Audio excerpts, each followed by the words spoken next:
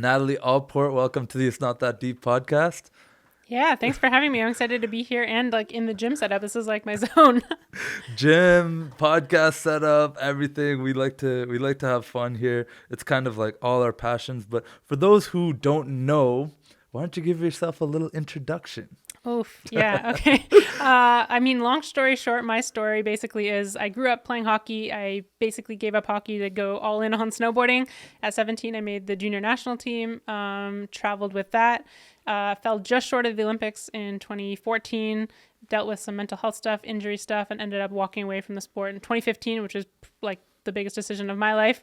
And I actually had started my business, like my marketing business in 2014, just before that. Oh, 2014. Yeah. Cool. So I basically dove into that like right away and then dove straight into competing in CrossFit right away as well.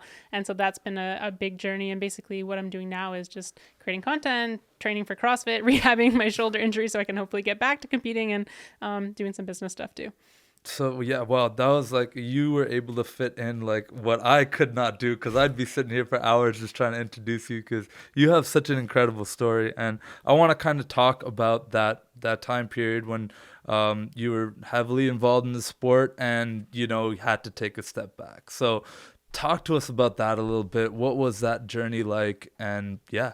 Yeah, well, like I said, it was like the hardest decision of my whole life. Like as an athlete, you spend so much time in your life, right, dedicated to one thing, and your identity is tied to one thing. Mm-hmm. And I think the biggest thing too is a lot of athletes face this decision like at a young age. And so for me, snowboarding took up such a big chunk of my life. Like when I look back now, it's been, I guess, 6 years since I stepped away from snowboarding. Really? But 6 years is like probably how much time I spent in it. Oh, like, man. So back then, 6 years is a huge chunk of your life, right? Yeah. But now I'm like, wow, I've spent like more time out of it and in a new sport than actually in it, which is like a crazy comparison. So when you're young, you're not really like ready and prepared to deal with those big shifts and like what you want to do, especially when you've spent your whole life doing one thing.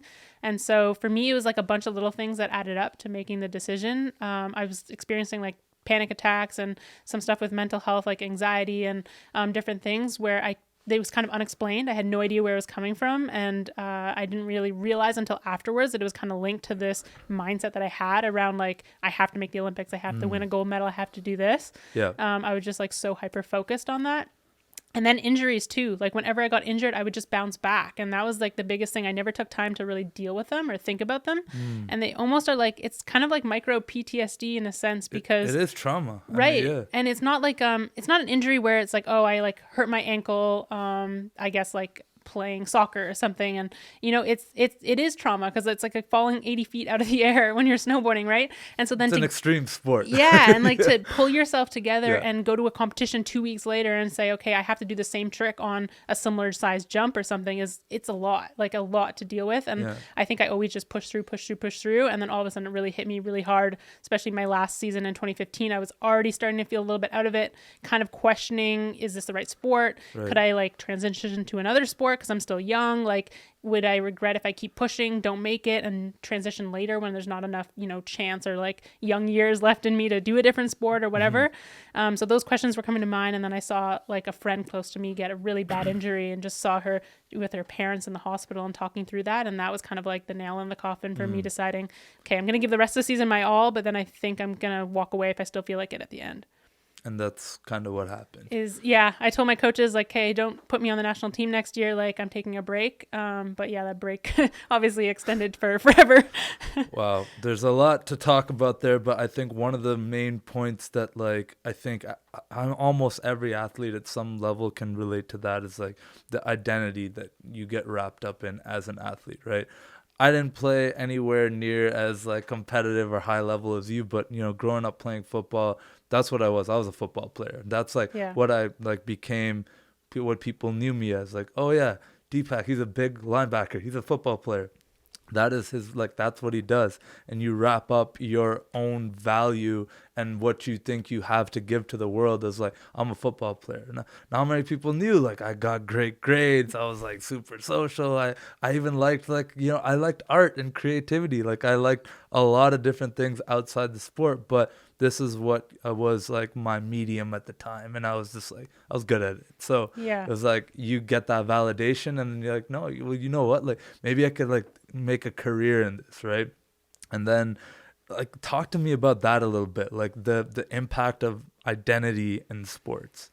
That's the big piece. And like, I haven't talked to an athlete yet who hasn't had to deal with that when they like walked away from their sport or even whenever they deal with an injury, right? Mm-hmm. And I think like identity is just, you feel this big fallout when it's like your identity's in question. So like you get an injury and all of a sudden you're like, oh my God, who will I be if I'm not the snowboarder or not this or whatever. And like even my parents are amazing, but they introduced, to their friends like, oh, my daughter's on the national team and she does this and she's trying to make the Olympics. And and I used to hate that because I was like, like just putting that out there makes me like only be that. And the same thing, like I would meet people at parties, my friends would introduce me as like, oh, my friend's a snowboarder and she does this.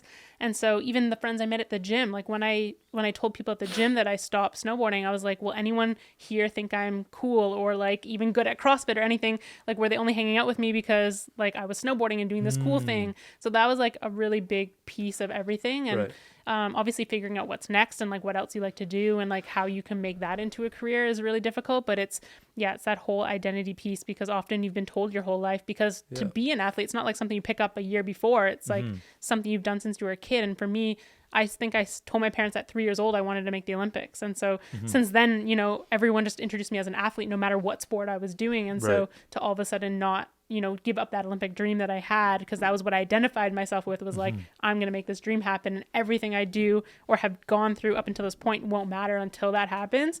All of a sudden it didn't happen. And I was like, wait, then who am I now? And that's the big thing, is like the wait, who am I now? Because people have been putting you in a box for so long. And like, honestly, like it's innocent. Like it's not like they're doing that to like label you or anything. It's like legitimately just what we do. Like, this person's good at this thing.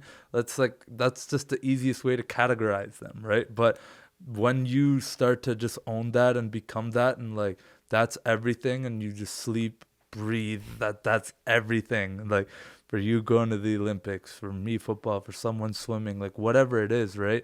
That just becomes everything. But when injuries or lack of performance or competition or whatever it is, right, kind of changes that and you have to pivot, I think like it takes even more guts to go back and actually rebuild yourself and a new identity.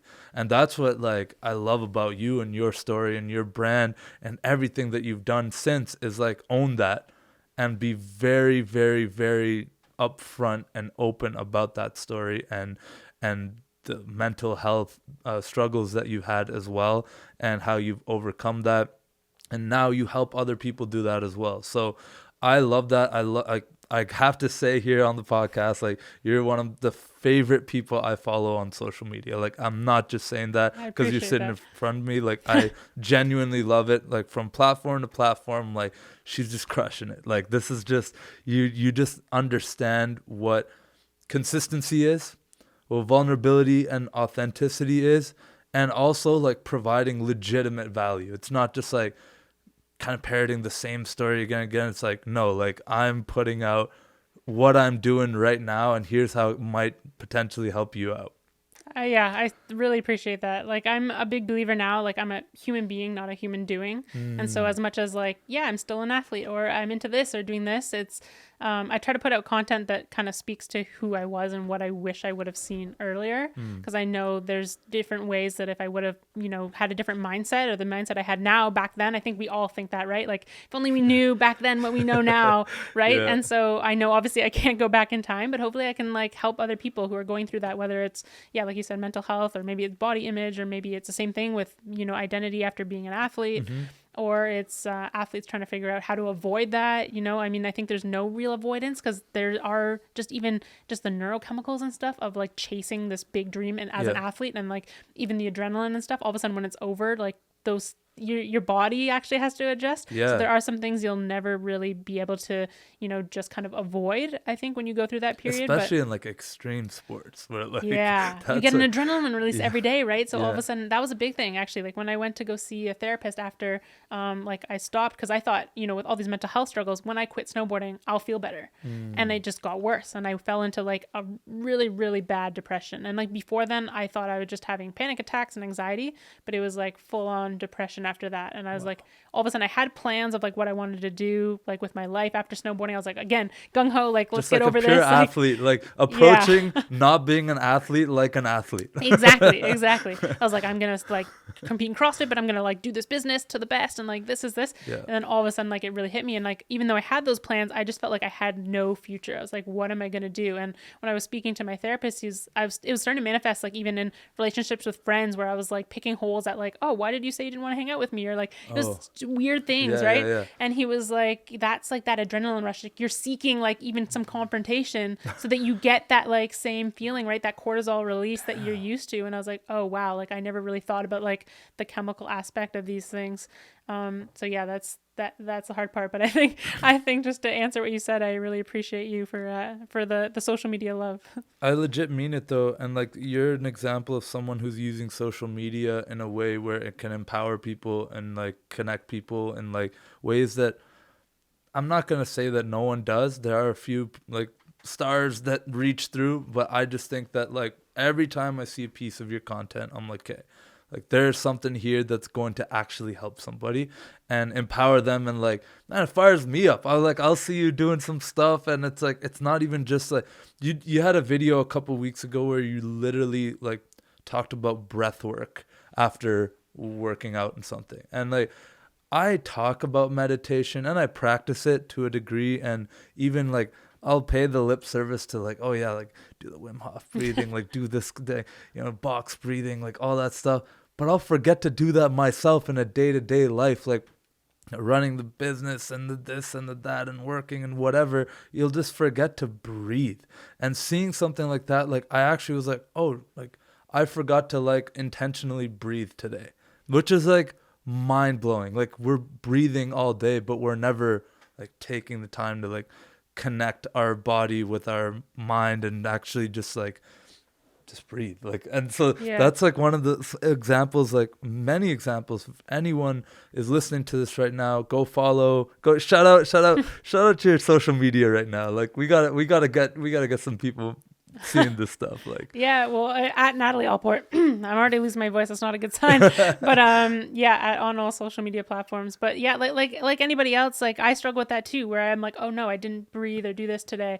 And like for me, it's super important because I know like it adds up. Like after a week, I'm like, oh no, like I can feel like the anxiety that I used to deal with. Like, I can feel like the voices, it's creeping back. So I know I have to stay consistent with that. That's like an extra motivator because I know, maybe I don't feel it day to day, but I'm like, if I don't stay consistent with this, it's going to like add up.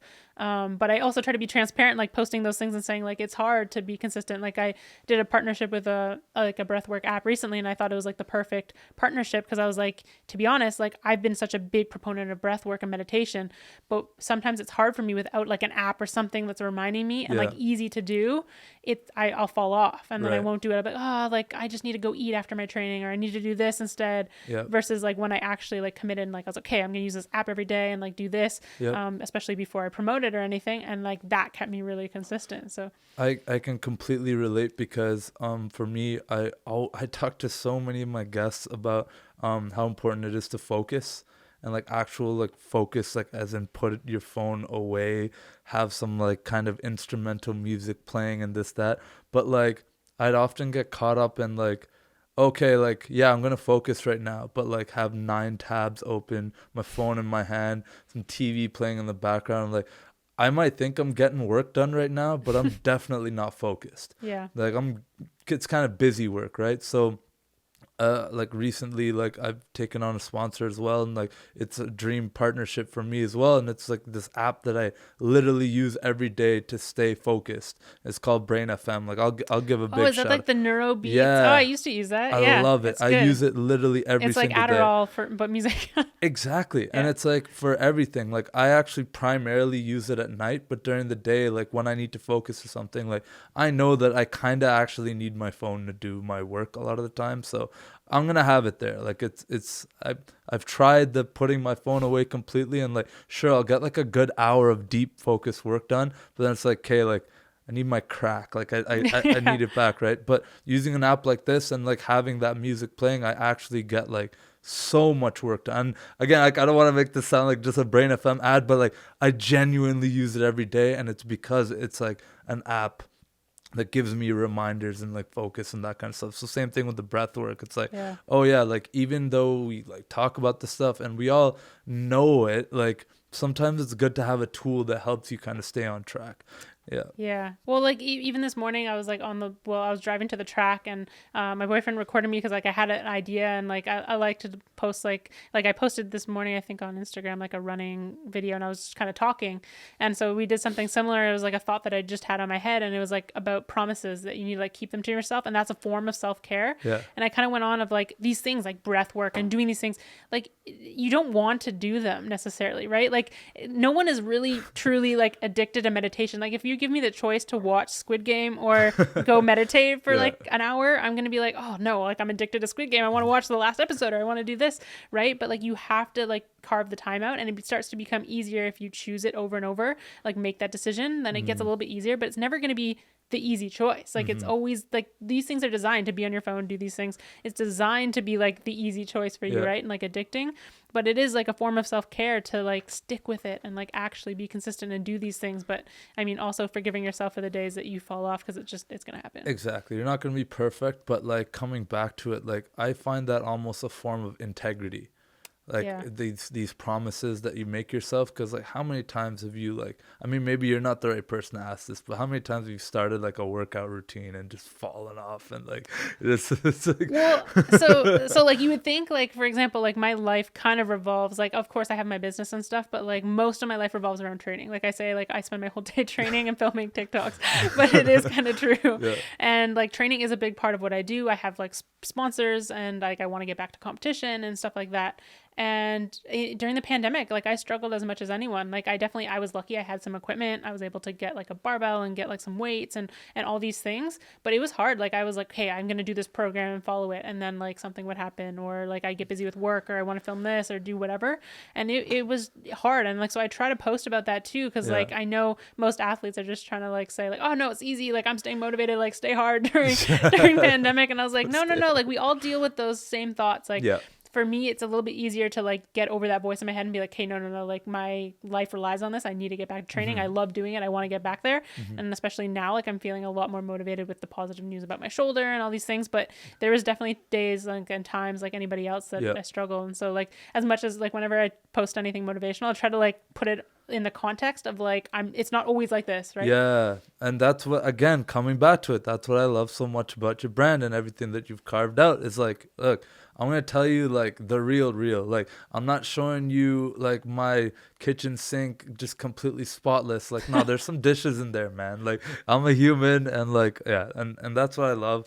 Like, I want to talk to you about your podcast a little bit. Talk to me, because you're the host of, it's called the All In podcast. Yeah. And you've had it for a while. Like I found that out before this episode. I didn't know you had it for that long. Yeah. Yeah. Well, I mean, it's been big for me to stay consistent. Like I just hit 100 episodes, and like congratulations. That was big for me, because like, you know how much it goes into every episode, especially like I don't like have a producer. Like I'm grinding away editing and doing those things, and I love to do it, but it takes a ton of time, right? And it's really like a passion project. Like I love talking to people and doing this and putting out the information, and just getting even one person messaging me like, oh, this helped, or this was like is worth it. But it is like a lot of effort. But yeah, like you said, I started all the way back in 2017. I definitely wish I was super consistent then, because like obviously much less people had podcasts then. It was like kind of like the growth era back then, right? That we're seeing like now with TikTok. But yeah, now everyone and their mom has a podcast. I know, especially during the pandemic, right? Everyone's at home, they got a mic and they started. I know, which is great. It's so great. It's good to get everyone's point of views on different things, and everyone kind of, having a voice is so important. But I wish I was more consistent back then. Basically, like life took over. I was burning out from doing a billion things at once, and that seemed like the one thing that it was like a little bit the easiest thing to drop at the time. And so unfortunately, like I took a step back, and then I did like a couple, maybe like 2 episodes in 2018 or something like that. And then when the pandemic happened, I was like, I'm going to do some Instagram lives and just like bring on, especially like all my athlete friends, like from X Games winners to Olympians to sports psychologists for like the MLB and stuff like that. Like these people I was lucky to be in contact with, but they were home now, right? Like sports were canceled and stuff. Right. So I was like, oh, this is like my chance to like, let's connect. I want to catch up with them anyways. I'm bored at home. I want to talk and have like good conversations with people, which, I can't see anybody or whatever. So yeah, I just started doing Instagram lives, and I was like, wait a second, like, why am I not using these for my podcast? So Unfortunately, the first one I never like saved. And then after that one, I was like, oh yeah, this should be also my podcast because not everyone's going to tune in live. Exactly. So I did that for like the whole summer and fall of last year. And then I guess basically this year, then I started just kind of recording them like Zoom remotely and producing them just because life got hectic again and it's easier to have like a bunch in the bank, right? And, especially if you want to go away or you want to like train a certain day or whatever. With the pandemic, it was easy to stick to like every Thursday at 5 p.m. Like, but now it's a little bit more like produced, which is a little bit easier for me and for the guests, hopefully. And like with life opening up, like I get that, like you probably way more opportunities, way more work, way more of this. Like you actually came out and like we're doing this in studio and whatnot, which is kind of awesome. But at the same time, it's like, okay, like you can't just fit in 3 Zoom calls and back-to-back meetings and then do a podcast all, so there's pros and cons, you know what I mean? To like being able to do a lot in like that kind of time period. Like to me, I mean, the pandemic was great for productivity, for like in terms of like just go hard on a project for 6 months. Exactly, because it's like, what else am I gonna do? I'm kind of just sitting here and I can't. But now, like with things opening up and stuff, it's like, okay, that backlog's important because I might need a couple weeks off to work on this over here or this opportunity with business or this, like I need that. And so like full transparency, I'm building up like as much of a backlog as I can in the next 3 months, and I'm gonna just travel and like literally just take a few months off. And I think like there's something to be said about that creatively as well, to be able to recharge your battery. And I'm sure you could talk about this in depth, like what that does for actually your content as well, and like how you come across and how you interact with people. And like when you're burning out, your energy is just different, and like you might just push through and like it's all good and like got it done, like Mamba mentality, whatever. But at the same time, it's like, well, don't you want to put your best foot forward? And like sometimes that means you got to take a step back. It's about like quality, right? And like the same thing goes with training. Like, would you rather have like just a bunch of shitty sessions put together and it's like just volume, right? It's like junk volume and you really didn't get any sort of adaptation because you didn't rest properly and you're just adding up? Or would you rather just like take the proper rest, get some really good quality sessions and like hope that volume and intensity you do in those sessions and the neurological adaptations and all those things, like those will pay off more because you took that step back, rested, came back to it, refreshed. And I think the same thing goes with creativity. It's like a muscle too that like you need to, like you flex it and then you relax it. And like creativity also, it kind of comes in waves, right? And it's not one of those things that you can just necessarily push through. Like there's things that you can do, like, okay, I'm going to look at this for inspiration, I'm going to do this. But sometimes it just requires like taking that step back and then like coming back. Like I went away last week and there's like, I posted a couple TikToks. Like usually I post like every single day, sometimes twice a day, but like during the whole week, maybe I posted like 2 different things and just random things that happened. But I had ideas for other ones. And as I was on the trip, like even when I was hiking, I took a voice memo of like an idea for like a thing about mindset that I was thinking in my head that I could make into a video. And all of a sudden the ideas started flowing, right? And I was like, hey, I'm going to just continue. And like I took the weekend off and then like came back like, okay, now I'm going to like keep creating. And so sometimes, you just need to take that step back. And that really helps, I think, with anything. Like just get that news perspective, take the little bit time off. It's not going to set you back in any way. In fact, like 1 step forward, 2 steps back, right? Exactly. And like I love that kind of sprint rest kind of schedule, because and I also think I relate that back to sports and like being an athlete, right? Because we definitely touched on like some of the negative aspects of being an athlete, but like there's a lot of positives. And I think that like I would not be the person that I am today if I like wasn't involved in sports, right? And like being able to kind of translate that into business, creativity, whatever avenue that I'm exploring, it's like, it's kind of incredible. And people have like, I've spoken to people about this as well. It's like I just have a little bit more of like, I just have a different perspective when it comes to like long game on these things, right? Where it's like, okay, and I know you feel the same way because you're so consistent, right? But it's like, like it's actually better if like I just kind of get something done and it's like of good quality than trying to get 50 things done and it's like not great quality. And like we've all been through phases where we've thought that like only volume mattered and like I can get like I can lift like 7 days a week and like things are going to be great. But now I'm like 3 times a week is good. Like I'm happy with lifting 3 times a week. Like I used to be like, okay, podcasts, like I want to record like 4 or 5 a week. Like this part right here, I could do this all day. Like this is fun. This part's easy. But then everything else would Yeah. burn me out. Like putting it out and stuff like that. So that's kind of that balance that I'm trying to relate with, like also resting. And like by working out less, I'm actually achieving way more results. Like, Yeah. and by trying to pump less out and having a little bit more of a system and a schedule and a routine and like that kind of stuff, I'm actually finding myself more creative. Like, so those kinds of things, like they translate like 1-to-1. Oh, 100%. And like, for example, when I post kind of like motivational videos on, like I think I posted the one of like running and it was in the rain, like why am I running in the rain? And I posted that on TikTok and a lot of people are like, yeah, no days off. And I was like, no, like the first comment I left it myself and I pinned it. And I was like, this does not mean don't take rest days. Yeah. It means like if you have a rest day, you got to keep that promise to yourself too. Like you got to promise yourself that you're going to do the rest and recovery also, because that's important. And people get so addicted sometimes to like the training and the work, Right. that then it's actually hard. The hard choice is resting. Yes. Versus like most people are like, okay, it's like, do I watch Netflix or I go train? Obviously you're like, oh, I want to watch Netflix, but you're like, no, I need to go train. But the same thing goes with resting. Like you can get so addicted to like training and doing this that then you forget that you need to also take that break. And I try to like tell people that, and like I don't tell people what to do. Like I'm like, everyone's their self. But it's funny when some people are like, no, I feel good, I'm training every single day like this. And I was like, only for so long. yeah, only for so long. Like I can tell you, like I've been at the top of different sports. I'm like, I'm competing at the high level. Well, I was before my shoulder, but hopefully again, at this sport. And I'm pretty well versed in training, like with the coaches I've been around and everything. And I was like, I can tell you, like the fittest person on earth, she takes like 1 full rest day a week and 1 active recovery day a week. So if you're like, let me go hard 7 days a week, like not even the fittest person on earth who won the CrossFit Games is doing that. So yeah, rest is key. Rest is definitely key. And I think like one thing that I actually think you put me onto was the Whoop.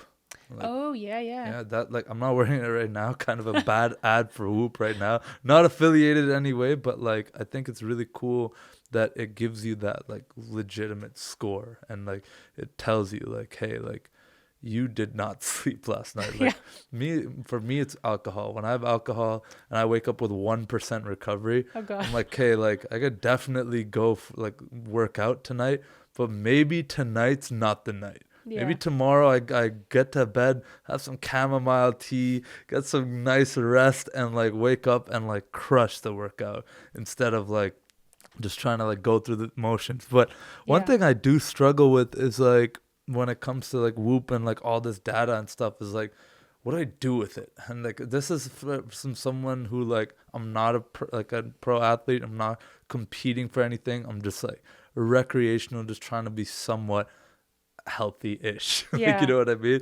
I'm looking at this data and I'm just like, man, like I don't need this. Like this is cool. It's great. I like it, but I think I'm not doing anything actionable with it. And then I find like I feel guilty that I'm like, I forgot to charge my Whoop, and I'm about to go to a Muay Thai class, and like I guess I'm not gonna have the stats on that. But then I'm like, but even when I have the stats on it, I'm just like, oh cool, like yeah, I got 14.5 strain score. It must have gone hard. Like I literally do nothing with it. But what are your thoughts on that?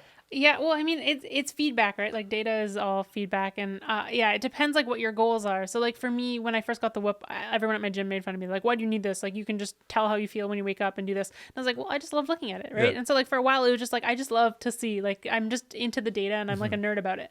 And then before they made like the journal function, that's the biggest thing for me is the journal function. But before they made it, I had kind of my own. Like I would spreadsheet and like log every day, like what are my habits, and then like how do I actually feel, and like what did I do, and like then I was trying to like correlate and like see, okay, based on these habits like that I did every day, like did this move the needle, did like was I inconsistent this day, but that also like had to do with my recovery. What were some of those things you were tracking? Like I would have categories, and like this was also just for me to be consistent, and like I would have a training category, like was I fully present in training, did I give it my all. It wasn't like did I hit a PR or anything. It was like process-based goals. Then like I had like a business thing, like instead of like, oh, I need to do this, it would be like, oh, did I spend this much time producing this video or doing this or Right. whatever. And then same like social, like did I talk to a family member today? Did I check in with a friend? Nutrition, like did I eat enough carbs to like recover from my training? Then it was like, did I get 8 hours of sleep? Did I turn my phone off before bed? Like all these like little things, but like that were I knew would be important, and then I would try to track them. And you'd consistently track this. Yeah, well, that was the best year I ever had, like in CrossFit before I hurt myself. I would say like the biggest improvement I had was like in the 2018 season, and that was when I like really embraced like this whole micro focus, macro change mindset, where I was like every day tracking these things and like just focusing on these effort-based goals. And then like when the year was over, I was like, oh my god, wow, look at this progress I made, and I could see it on like the scoreboard and everything. And it was just, it was like every day I like made those small decisions, have those reminders of like, okay, no matter how I feel, I give my all and do this. But I will say like, so for right now, I love using the Whoop with the journal function because you can track, right? Like, did I meditate today? Did I eat this many carbs? Did I hydrate this many cups of water? Like, everything, like literally everything. Did I sleep? Did I have my dog in my bed when I sleep, which every night I do, so it has no stat for that because like that's my baseline. But yeah, like it's like all those different things. And then now they just updated in the last month or two that it actually gives you like full feedback, and it shows you like, okay, every time you do this, it increases your recovery by like an average of 9%, and it'll factor the other things that are going on. Now. So that's a big one for me because it helps me stay consistent. So it's like I know, okay, meditation is going to help, but does it actually help me? And like after I'll be able to correlate that. And for example, like it actually shows me like when I have my phone in my bed, my recovery increases, which is weird. Like you would never think that. Really? But I was like, I wonder if maybe because like you're maybe connecting with people or like. Yeah, I mean, usually I'm not on Instagram or something when I put my phone in my bed, but maybe it's like I'm texting my mom or like I don't know, like so I'm trying to like figure some of those things out too. Like what are the other things that happen in the day that lead to me having my phone in the bed or stuff like that. Like sometimes for a while I was saying like stress actually increased my recovery, but now it changed. But for a while it was, and I was like thinking, well, during the pandemic I actually didn't have like too many crazy stressful days because I wasn't like going out and doing anything. Like stress was like, if something through the computer and email, it's not really too stressful. Yeah. And so like, I think stress was more like just my training was higher, but maybe that training was actually good for my recovery. So like different things, but I just like to see it. I wouldn't say like I base everything off it. It's more like feedback and like long-term patterns. So I like to see like, oh, am I increasing my HRV over the long term? Is my resting heart rate getting better over the long term? Like am I actually like pushing my training in the long term? Because if you like actually as an athlete just take that day for day, like you might undertrain, like every day that I'm like in the red, I'm like, oh, I'm just gonna take every day off. But there's days that you could feel as an athlete like I gotta stick to my program, and there's other days where you're like, okay, no, I've had like 2 days in the red, so obviously I'm gonna get that could increase my chances of getting injured, so I'm gonna take a step back. So you have, but I never wear in competitions, never, because like I already know my recovery is gonna be bad. Like why tell me? Stressed and like if you're in a marathon, you're definitely not gonna be like recovering that well that day. Well, and like CrossFit events are like three-day events, so I'm like, oh, by the third day it's just gonna tell me it's bad, so like why would I even wear it? So I just take it off. That's funny because that's like kind of the opposite of what I do with the Whoop now. Like not that I have like big events or anything, but like I only wear it now when I'm doing things that like it'd be kind of cool to know like you want to see the strain, right? My elevation or just strain on this thing, or I do like the little map that if I'm running or something, it's like that's cool. Yeah. But I have a love-hate relationship with those things because like I already said, like I like the data. It's very cool to see. But some days it's just like, dude, I know how my body feels. Like I feel horrible, and therefore I'm actually going to work out. Some days I want to sweat. It's not going to be a crazy workout, but movement, just like a little, like just some push-ups and just anything, I'm going to go do that. And like so it's very like contextual, and like for me it's just another thing to pay attention to. So I found that mentally not having the Whoop on at all times gave me a little bit of like, oh, this is what life was like before I was tracking everything. Like that's cool.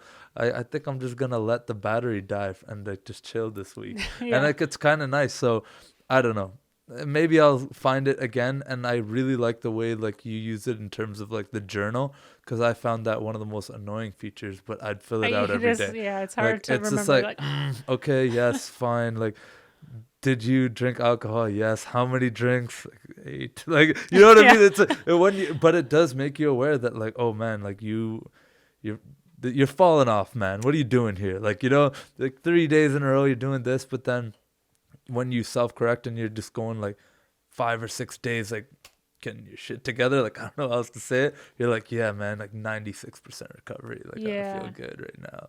Yeah. But, Like day to day, like exactly like you said, like day to day, it's not going to make too big of a change, but it's like that feedback at the end where you're like, macro. oh, every day that I like meditate, it actually increased. So Yeah. that is like another kind of rep in the bank to get you to meditate again. And like Right. when you go and you're like, oh, I'm too lazy, I just want to watch Squid Game instead of meditate, you're like, wait a second, but I remember like my recovery will increase and I have a big workout tomorrow or something. Yeah. So then I'll do it. But yeah, to your point, like I have a friend, he went to the CrossFit games on a team this past year, and he always says, is like, why would I get a whoop? I have a child. Like, I know that if my child woke me up in the morning asking for food, so my recovery is horrible, so why do I need the whoop to tell me? And I was like, yeah, I feel you. Like, there's kind of two camps with that, right? But like we're getting more and more integrated with like, you know, technology and like getting actionable data and insights. I think it's just gonna get more and more normal that everyone's gonna have that, and like everyone you already see has an Apple Watch, like, you know, right, to some degree, like a Fitbit. Like, I'm really just looking around, observing, like, that's cool that like that's become so widely accepted in our lifetimes. Like, you know what I mean? Not only just phones, but now all these wearables, and like, what's next? Like, is it gonna be my glasses? Is it gonna be like contact lenses? Is it gonna be like a chip in your brain? Chip? Maybe we won't go there, but you know, Elon's working on it. Like, so, but yeah, I kind of wanted to switch gears a bit and talk about your business journey, because, you know, again, we can't just put you in the box of like an athlete or even a podcaster, creator, whatever. You are also a business owner. Talk to me about your agency. Yeah, so I mean, it's just like my own personal journey, which is like always evolving. The business has evolved a ton. Like I said, I started in 2014. So basically, when I was like 17, I graduated high school a semester early. I was always interested in business. Both my parents studied marketing, so like that was kind of like the route. Cool. I said I was going to be an athlete, and then my parents were like, "Okay, what's your backup plan?" This is like when I'm like 6. I'm like, "Oh, an entrepreneur." So like when I was a kid, I had my first business, other than like hustling things at school, like selling gum and stuff like that. I did that. Yes. Was at 10 years old, we started. My brother, who's younger than I, and my dad and I, we started a business selling agility ladders. Oh, cool. So we made a few thousand, like at 10 years old, just selling agility ladders. Then my other thing was like sport cards. When I was a kid, I bought tons of sport cards. I have like 3,000 sport cards. I need to figure out what to do with now. But yeah, I was buying Gary V. holla at that. That was like my childhood was like hustling things. Like we would find like manure under the cottage, and I would try to sell it to my grandparents. They're like, we own this cottage. This is our land. And I was like, oh, well, come on.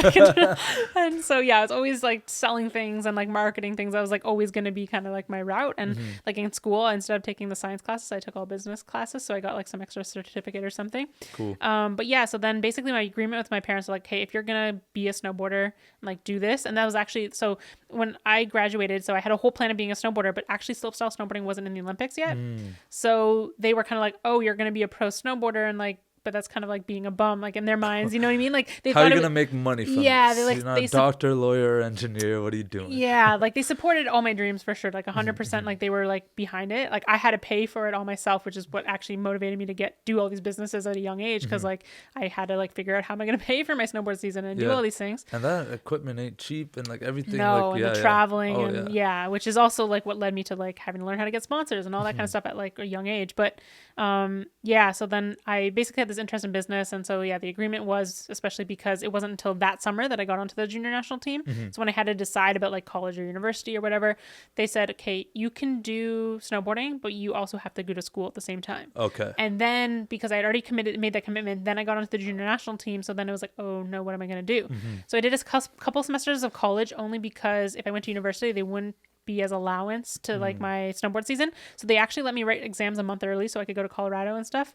So, and then I just never took classes in the winter, but then I realized I was going to graduate like in 10 years. Yeah. So I switched all my courses to an online university. Oh, cool. So I did that throughout my season. When I was injured, I would crush away at that. So yeah, so I got my business degree, worked on that throughout my snowboard career. And then basically there was like a business here in Ottawa, and they were like, oh, do you want to do all our social media? Like you are really good at like marketing. They kind of sponsored me, and they're like, you're really good at marketing us and doing this. And I was like, oh yeah, I guess I could do that, because that can like be some extra money to help my snowboard season. Yeah. And I don't have to like take a shitty summer job. Yeah. I can train in the gym all summer and just do this online thing throughout the whole year. Yeah. So it's like, okay, yeah, like I'm down. So you're ahead of the curve on the remote world stuff. Well, the first day that the lockdown started, I made a YouTube video about like how to work and do school from home because I knew everyone would be like, Right. how do I do? And I did university online while I was traveling. I did. You had all the cred to back it up. Yeah. You've always been ahead of the curve. Well, I just wanted to help, right? Yeah. Like I was like, what's like, I know so many people are going to be like, oh no, what do I do now? So yeah. So anyways, yeah, I went, did my university, did all that stuff, and then started the business.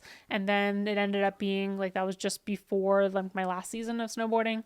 And so when it came to like, okay, what am I going to do next? It was like, okay, expand the business. Cause that whole season, like I had other businesses being like, oh, we saw what you did for this business. Like, can you do it? And I was like, no, like I'm snowboarding. Like I don't have time. And so, yeah, I literally like, again, I dove all in, like, despite like all these things I was going through, I kind of like, I built that up. And then a year later, I ended up like moving downtown, getting employees, like they came and worked from like my, like apartment and all these things. And then I kind of like, again, with the involvement of the business, I kind of just hit like this huge burnout point. And that was like also like around the time I started the podcast and all these things.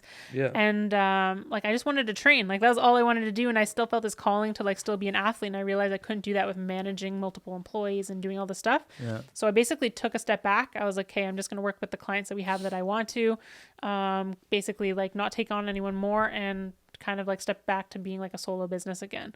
Because I kind of felt like for a long time, especially coming from the athlete world and the mindset that I had, it was like, okay, now if I am not going to make it to the Olympics, I have to like make it to the Olympics. Right, exactly. But then I was following someone else's blueprint. I was like, oh, like, you know, like people say, oh, they just do what Gary Vee does or whatever. And I was like, oh, I have to build this agency and get employees and do this. And then I realized I hate managing people and I like hated doing that. And I hated like taking on clients that weren't really like in the field that I wanted to work with or like that had different values than I did. But I was like, oh, I have to because I have employees and I have to pay them and do all this. And so scaling back really let me like deal with like figure that out and figure out what I wanted to do as an athlete as well and like spend some time just diving back into the athlete world. So that kind of evolved. I kind of like got more into my ideal client space, which is like sports, health, wellness, like that whole kind of space. Yep. And then basically 2019, I kind of didn't learn my lesson again. And I took on a ton of clients and I was like, oh, wow, I'm making like all this money. I'm like so stoked. And I reached this big point of burnout between two of my biggest ever CrossFit events. And basically I couldn't train for the month leading into my biggest CrossFit event. So needless to say, like my mentality when I was there, I felt was really good. Physically, I was just not even close to like my peak. And then I ended up hurting my shoulder. And so that's why I'm like really like I want to get back to competition because I know the mindset I have now and like the potential I have. I just never like achieved it, I feel like. But yeah, so it's just really evolved since then. I've been like trying to find my way of like, you know, who's my ideal clients. I still have that very first client that we worked with. And then basically over the last couple years since that happened, I dove into just the athlete world because my whole story with why I got into like marketing and business was because I had to learn how to market myself as an athlete. And then I realized with now college athletes being able to make money and all these things. But even like before that, because it started like a couple years ago, like that was like my area of expertise. Like that's what I had to learn. And I wish someone would have taught me that. And there wasn't anyone out there. I was getting messages like, even when I was still competing and then afterwards from Olympians, from pro athletes who would say, oh, my coach or my cousin's dad or whatever said that you're really good on social media or you're really good at marketing or their coach told me this. And like, could you help me like figure out how to get sponsorships? Because I was always like getting sponsorships that were like kind of ahead of the sponsors that my friends who have gone on to win like Olympic medals and X Games medals were able to. Like even still, some of them contact me for like, oh, what's the contact info of this brand that you were working with? And they'd always be like, how did you get that? And I was like, well, I was able to like talk social media and like talk about the value provided to them and like, you know, figure out how to create content and do these things, right? And bridge worlds. Like I was bridging snowboarding with like training, which is like usually not put together. So I was able to get like sponsors that were kind of in like the supplement and fitness world that didn't have a snowboarder, for example. And so I was like, how can I help athletes just do that? And so that's like, all of a sudden that took off. And with the pandemic, all events were virtual. So all of a sudden I was getting booked in all these speaking events for like pro athletes and different things. And, last year I had the opportunity of working with like the PWHPA and like the group of pro female athletes and teaching them all about Instagram marketing. I just finished up doing 2 courses this year, that we built out for high school athletes that are going to play Div 1, NCAA and different divisions actually. And just finished building like a whole education program for them. Wow. Because there's a lot of recruiting companies that consult athletes in the States about like how to get recruited, but they don't have anything for how to like build their brand. And now that athletes can make money, they need to learn that. And so teach them about like mindset, the mental health of social media. That's a big one. But then also like how to build their personal brand and all that kind of stuff. So that's what I'm super passionate about. Love all the clients that we've worked with over the years, but that's that's been what we've been like just dove straight headfirst into over the last 2 years, is just pretty much working in that athlete marketing space, and especially filling the gap in the education space. That's huge. And there's just so much I want to like dive in on here, because like it's something that Jamie and I are pretty passionate about as well, right?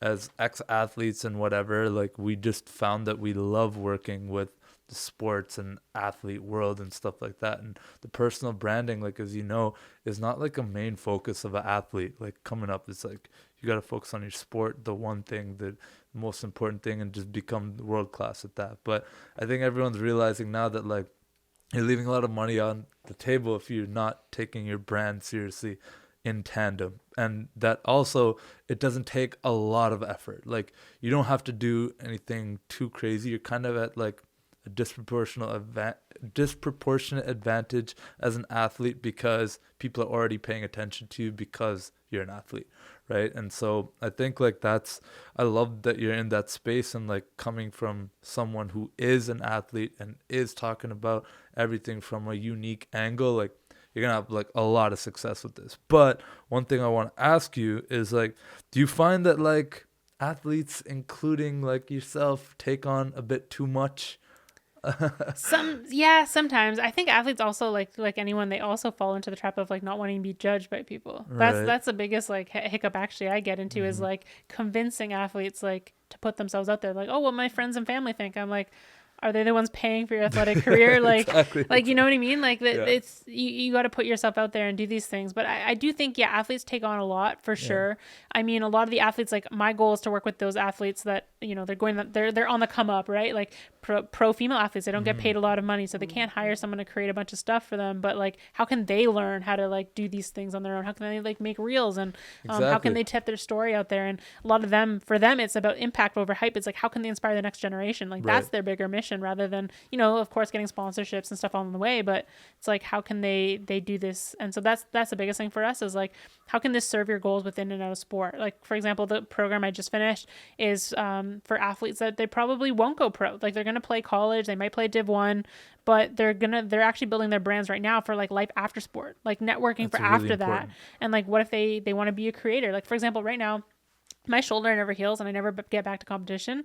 I know the brands I work with, I know like my personal brand is just going to keep like growing, because Can snowball. what I post is not reliant on like me just performing, right? It's not like, here's my latest result, follow me because I'm going to be like the next LeBron. Right. It's like, yeah, maybe that'll happen, maybe it won't, but I post about like more than that, right? Like about mindset, mental health, and all these like experiences, and like that won't ever stop. And so that's what I try to teach athletes and work with them on, is like just build something around like what you're already doing. And like you said, like they have an advantage because what they're doing is already like getting attention.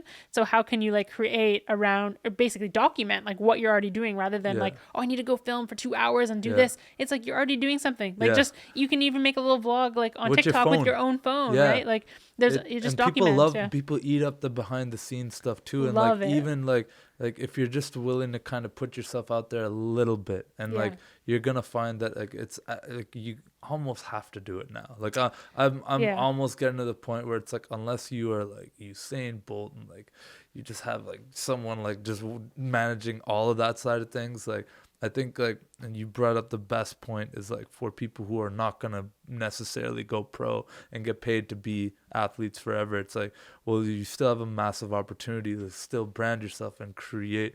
And it's just so crazy how meta this is, because like of your story, and then you're helping other people help other people as well. Like, so it's just, it's crazy, because I've this is like a recurring theme throughout this podcast that I'm finding with you as well, is like, I wish someone told me X. And like that to me like is the lowest hanging fruit, easiest way for anyone to create content, because everyone has a story. And like when people ask me like, oh, well, what would I talk about? It's like, well, what would 3 years ago you want to hear about? And then people just go crazy. Well, like, you know, I wish I knew about this when I got injured. I wish I knew about how to structure a brand deal, contracts. I wish I knew about, you know, how to solicit sponsorship, how to, you know, blah, blah, blah, how to get on podcasts, how to do this, how to do that, how to start my own, all these different things, right? It's like, oh, okay, cool. You just created content for a year. Like, you know what I mean? Just by framing it like, what would you want? What would help you? Because there's a lot of people out there that are just like you, who need that, like, And so that's why I love what you're doing. Like, it fires me up. Well, that's the biggest thing. Like I also have like a TikTok and Instagram and all those things for like the business. And I remember like when I was just working with small businesses and e-commerce and stuff, it was like, I can speak Facebook ads, I can speak Google ads, I can do that all day, but so can a million people. And I was like, and like, I know you, like, people would always want to work with me for various reasons, like whether it be my network or my connections or, you know, sport connections or whatever. But I was like, realistically, like my skill set and what I can create around all day, like it's so easy for me just to like give out a tip that's going to help a bunch of college athletes or high school athletes or pro athletes about like building their brand, because it's what I had to do. Like you said, it's like, that was me years ago. And it's also me now. Like I'm still working with brand deals and doing these things. So I can speak from like direct experience right now of like, you know, what's going on TikTok and what's going on with Reels, or like how people are structuring brand deals now. And so that took a big turn, because now I was just like, oh, like I can talk all this stuff all day, but it's just not exciting me. And then all of a sudden I was like, oh, I can talk about athlete marketing like all the time. And that's, for me, like I saw, especially like my own financial struggles that I went through as an athlete, being that like, you know, my parents were super supportive of my sports, but they're like, we can't afford like some of the other parents to like just ship you around the world. Like we support this, but you got to like make the money to pay for this and figure out a way to make it sustainable. So it's like, okay. So when I had to figure that out, I thought about how many other athletes are in the same situation, and they could be blessed genetically, but they have to like pull out of that dream that they have. And that could be in anything that you want to do. Yeah. Not everyone's going to get a scholarship. Right. That middle ground is so hard. That middle ground in any sport. Like I was having to compete at the top events in the world, like World Cups, and I was going to them trying to get a 20th place in the world, which is great, but you're not getting paid anything. Versus a person in first is getting paid to be there. They're getting 6-figure Red Bull deals or 7-figure Red Bull deals, and then also winning all the prize money. So like, how do I can't go to the lower events that actually would pay me more because I would win. I have to compete at this top event, but I have to pay to be there, and I'm not going to win anything for another few years, you know? Like, how can I make that sustainable? And so many athletes are in the same zone, and that's why a lot of athletes at the top stay on top, which much respect to them, because it's so much work to stay on top. But once you get there and you're getting all the money, you can keep going. Imagine those people coming up. It's so hard in that in-between zone. And so that's a really big mission for me. And then also, like, I was so lucky last year to work with a big group of pro female athletes, because that's also a big mission for me. Is like, I was talking to athletes who I was like, I looked up to you when I was a kid because you're a pro hockey player, and I used to love like watching hockey. And I was like, if you were on social media when I was a kid, and so, well, if social media was around when I was a kid, that would have been huge. So I was like, imagine if you're on there now, and like the young generation of girls looking up to you now, like they can interact with you. Like, that's so cool. And so that really inspires me to keep going with like the trajectory we're on and the people that we're trying to help. It's crazy. Like, I've learned through working with one of our clients, Nate Bahar, Red Blacks receiver. He built this app called Firework, which is like connecting brands and athletes, and like his whole mission is very similar, and like this, like, our respect, right? But we started working with him, like doing all those TikTok content and stuff, and like just doing some of the research for that, finding out how little Olympic athletes make. Like in Canada, I think they get like a stipend or something of like 20,000 or like 22,000 bucks like for the year, and then representing Canada on like the world stage. And like, that's Canada. So I'm just like, I'm thinking about the whole world, and like these are the top athletes putting their body and life on the line every 4 years to just like crush it. Everything leading up to that. And as like, you know it pretty intimately well, what kind of goes into that, like, and not getting supported or paid for that. It's like, we're not just sitting here saying like, oh yeah, it'd be nice to like do a couple like sponsored posts. It's like, no, like, you kind of have to build your brand. You 100%, you hit the nail on the head. Like, I'll put into perspective, like my first season on the junior national team, I got the best female result at junior world champs. I came 9th in the world. So I ended up earning one of our, like our junior cards, basically. So that means you're a funded athlete by the government or whatever. So like you said, like you get funded kind of like the same way Olympic athletes do. Yeah. And because another guy kind of, I think he got the same placing as me, they decided to split it in half. So I got $800 a month or something. Not even, like, I think throughout the season, I'm pretty sure I got less than $8,000 for the whole year, which honestly, like, it cost me in coaching probably $150 a day for a coach. So like, that $8,000 doesn't cover anything, you know? No. So like, it's so crazy. And then you go to competitions, and apart from junior worlds, like most of the time, if it's not like this bigger competition, you have to pay for your coaches, the physios, like you all split that like when they go. So it's so crazy. Luckily, not to mention how you got to fuel your body and gas gas and like getting imagine around. snowboarding is not cheap, right? It's not like I can go to a free track and Yeah. go train. It's like Yeah. I got to pay for like $100 whisk. Like we got free season passes most places or anything, but which was amazing. I learned that the hard way when I stopped. I was like, oh my god, this is how much a season pass costs. I had no idea. I was like, oh gosh, That's too but funny. yeah, like I was lucky in snowboarding. It is very sponsorship driven, right? Like Right. the sport of snowboarding wasn't in the Olympics until it was announced in 2011 for 2014 for my slopestyle snowboarding. But because it was like an X Games sport and like all this action sport, there is a lot of money. Like Red Bull and like all these companies were in it. But only again for like the top athletes. But like imagine being in a sport like bobsled. Like there's no money because those athletes aren't on TV. There isn't like an X Games. There isn't like that same attention. And so I love working with athletes like in those things because like they got to get creative, right? And like they're motivated to get creative. It's not like there's a lot of athletes who are in basketball or football and they don't care. They're like, I'm just gonna be LeBron. Yeah. And I'm like, well, you know that even LeBron does his own posts and actually most of his salary it comes from endorsements and he's able to give millions to his Pencils for Hope or something like his charity because of the money he does and like the awareness he does through social media. So I'm like, there's more than even just making money, right? It's like this, would you want to start a charity? Or if you're a college athlete, do you want to give back to your hometown and promote events, small businesses in your hometown? Like there's so many things that you can do for a bigger impact. And but you got to get creative. And they don't have to be like, I think when people think sponsorships, like typical, like when you're coming up as an athlete, you think like, oh yeah, I gotta get a Nike deal. Right. Like it does, like you don't, and you could still work with a local, like we're in Ottawa, right? Like you could work with a local Ottawa restaurant and like develop a partnership with them and be like, you know what, like I'm an up and coming lacrosse player. My brand is growing. Here's some analytics to show you that my account's going 25% month over month, and like it's gonna continue to grow. Do you want to sponsor me? And like, can we do this? And like, I think it's just such a kind of black box for a lot of athletes who like are only focused on their performance on the lacrosse. Would you call it a field? Lacrosse field? Yeah, I think so. Yeah. You know what I mean? But like all that to say, it's like, yeah, it's kind of like you got no choice at this point, but also there's never been a better time because, you know, like you mentioned with the NIL stuff down in the States, you know, if you're a college athlete, you can now make money off your name, image, likeness.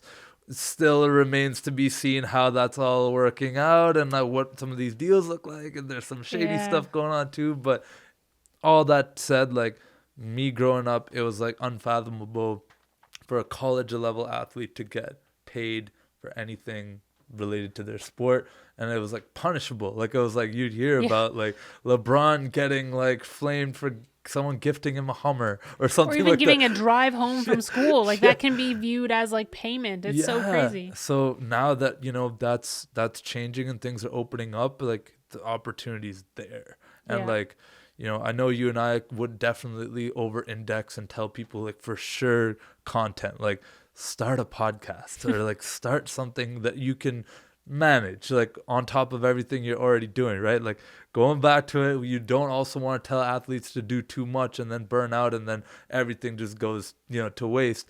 But do what you can. Like, you know, it doesn't have to be an insane podcast. It could just be something like 2 microphones and like you and your homies after practice just like talking about like what you just went through. Like that could be worth a lot someday, and then a lot of brands are going to get interested and ride the wave. And like, so small brands, small athletes, like you should still be focusing on this. Yeah, well, it's funny that you mentioned like the whole Nike thing because like that was actually a big part of the course that we built. Was specifically the owners of the company that I partnered with to put this out.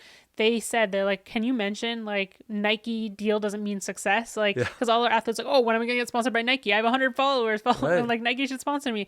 And I'm like, we're actually seeing a lot of top pro athletes leaving Nike and going with other brands because your version of success is going to be different, right? And so if you go with Nike has their own version of success, and they're probably going to put you into their program and be like, okay, you're athlete number X. Of course, we want to make this happen for you, but like this is the deal you have compared to these athletes, and this is what we offer. But sometimes like a smaller brand might be like, hey, you're really into like, you know, maybe after you're an athlete, you want to host a show. Let's like work together on making a YouTube series where you host it and like we pay you like as a brand deal, and that can build up this, right? Like there's brands that are willing to to work with you towards your goals, it doesn't necessarily mean just here's a paycheck and just post my brand or whatever. Exactly. And people are realizing that. And I think it's important because we're, just like the social media comparison game, people are like, oh, I'm sponsored by Nike and you're sponsored by this. And I'm like, that doesn't mean anything. It's vanity. Yeah. Like it's cool. Like, don't get me wrong. Like, I want to be a Nike athlete, but like at the end of the day, like that does not equal success. Like, there's other forms of payment as well. There's, product. If you're someone who's, let's say, a snowboarder and someone's getting you a brand new decked out, I don't know much about snowboarding, but a really badass multiple $1,000s board, and they're paying for that for you to just make an Instagram story with it. I think that's a major win for some athletes starting out, and also a major win for the brand, because they're like, we see something in this young person, and like they're probably not getting a lot of deals right now, so like this is like we're gonna mutually benefit from this, which probably all about. That's how you have to structure a deal, right? That's exactly how like any snowboard, skateboard sponsorship works, actually. Like you first, maybe you have a shop, because shops can introduce you to the local reps. Then you would work with the local rep. So like, for example, I was sponsored by Ride Snowboards. I had Billabong as a sponsor. And you usually start with like the local reps of those brands, and they're just gifting you stuff. And then you move up to like the national level, and then you move up to like the pro team level. And like there's different deals that they have kind of structured. So there is kind of like almost a system where it's like usually you don't just skip over to like, oh, like Billabong pro team, add me, unless you're like leaving from another pro team, but like you work through the whole process, going from small local person you're working with, and they're just gifting you something. Maybe you're even going to their demos. So when they demo at a hill, they have like a cool athlete who's there and can talk through the products.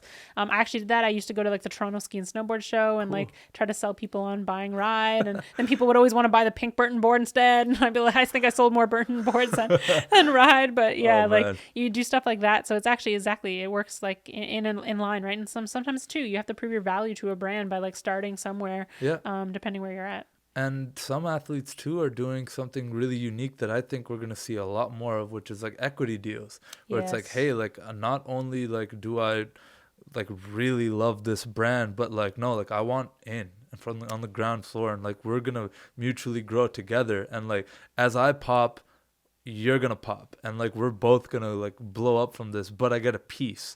And like, as ownership can mean a lot more than just paying for a couple sponsored posts, right? You're naturally going to talk about something that you own, right? Like, exactly. It's just going to come up in conversation. When I talk about, my coffee and stuff, like I'll tell people like, like this is why I care about it. Like I went down to Colombia, I felt I met with the farmers. Like this is why it means so much to me, right? Whereas like if someone was just paying me to talk about coffee, I'd be like, yeah, it's good coffee, man. Like, like right, like you have a stake, and that if the company grows, like there's a bigger payoff at the end. That's something I really want to do, and I've always like wanted to do something like that. Like even like from when I was a kid and just learning about business, I was like, oh, like that's the dream, is like to have some equity deals with based off my personal brand. And that's actually something I brought up to like a couple companies, because like pretty much all of my deals, especially like with TikTok and just all my sponsored deals are paid. And then I have some companies like all the time you get brands, right, and they're like, oh, I don't have budget or do this, but like there's been a couple brands who like I really believe in, and I know though that they really don't have the budget because they're just starting up. And so I've like kind of like put it on the table, like this would be like something I'm really interested in doing. Like obviously I don't have like 1 million followers, but like you're also starting from scratch, and I think based off how much per month my other sponsors are paying me, like there's a lot of value that if you want to like do something with equity or some sort of like share trade, because your stock is going to continue to rise, like, and you're going to continue betting on yourself, and there's not really like, it's almost inevitable for your brand to just grow. And I think we can all agree on that. Like I'm betting on this podcast growing past what it is currently. Like, I don't need to be Joe Rogan, but I definitely think that the podcast is going to get a lot bigger. And so if someone were to offer me equity for sponsorship, and I genuinely believe and use that brand or company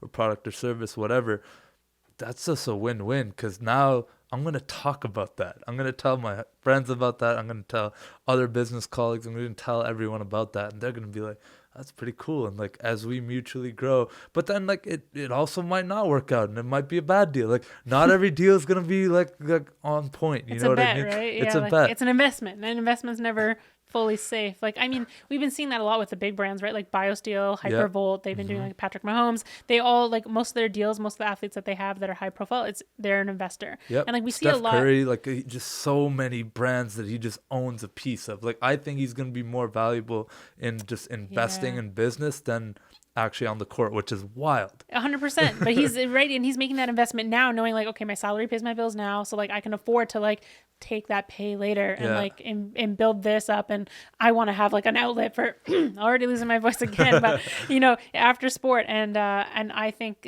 the small brands, it'll trickle down for them too, because as they start, right, if they want to actually grow, they got to invest in marketing. Like you have to, like if you don't have a marketing budget, like how are you going to get your brand out there in this day and age? But if they want to work with influencers, especially influencers, you know, above a certain level of like putting out content or following or whatever it is, or athletes especially, and especially like for me, it's hard. I can't like say, okay, I'm just going to take this unpaid deal because it wouldn't be fair to my sponsors who are paid, or it would take away like campaigns that I can do. So like, unfortunately, I'm like, I kind of have to pass on this, even though I love the product. But that gives an avenue where it's like, wait a second, as a brand, you could like afford to give away, you know, some equity and stuff like you would for an employees, right? Like a lot of startups work that way, where it's like, okay, at the start, we can't afford to pay all our employees like this crazy high salary, but we can give them equity deals, and that's of worth. They should be doing the same with their influencer partners, their, you know, sponsorship, athlete sponsorship, brand ambassadors, same thing. And I think they're basically employees working for you through their name, image, and likeness. Right. Like we, you know, like I make a TikTok video every single day, and I would do that completely for free. And, you know, I do it for really, well, for free for a long time. And now it's great that I have sponsors and stuff, but I don't look at that as like, oh, that's payment for my videos. I still put that out, but at the same time, like it is a lot of work. Right. And like for you, putting out the podcast is a lot of work. And so there's value there. Like I've built this community that's of value for a brand to partner with me on. And I think that those equity deals would be really cool. That would be really cool, putting that out there into the universe. But I think it is a smart move for a lot of small businesses to do something like that, because right now we always see it just with the big ones, but I think it'll trickle down. It's a mutual bet, and that's what I love about this whole space. It just really gets me excited. Listen, Natalie, we could geek out here on athlete marketing forever. We do got to wrap up the podcast. I'm going to have you back on for sure. I know we're going to do many of these, but I want to finish off kind of on one question here.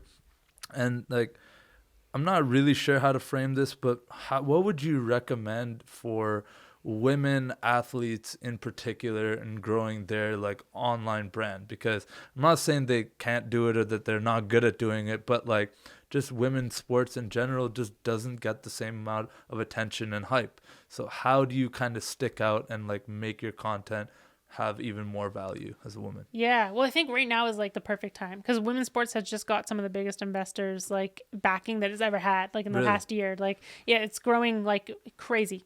Like, awesome. Year over year, it's growing like crazy. Like we're starting to get investors. I think, was it Michelob Ultra? Maybe, I think it was them that put in like 10 million or something into, and it's going to be straight into endorsements for women athletes. So that was like the biggest single company, like straight up investment into women's sports. And there's like new leagues coming, new teams. So like I would say now as an athlete, it's like the golden era to start building that stuff, because it's going to pay off for the next generation as well. Like it'll set the precedent, right?